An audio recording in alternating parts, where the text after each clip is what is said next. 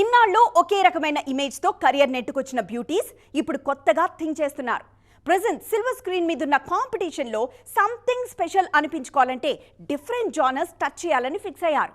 అందుకే image barriers ను break చేసి కొత్తగా థింక్ చేస్తున్నారు.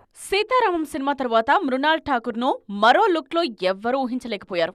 అందుకే బాలీవుడ్ లో గ్లామర్ రోల్స్ చేస్తున్న సౌత్ లో మాత్రం ఈ బ్యూటీకి హోమ్లీ క్యారెక్టర్స్ మాత్రమే ఇచ్చారు మన మేకర్స్. ఇన్నాళ్లకు ఆ ఇమేజ్ ను బ్రేక్ చేసే ఛాన్స్ వచ్చింది మృణాల్ కి. డెకాయిట్ సినిమాలో ఛాలెంజింగ్ రోల్లో నటించిన మృణాల్ ఆడియన్స్ కు షాక్ ఇచ్చారు.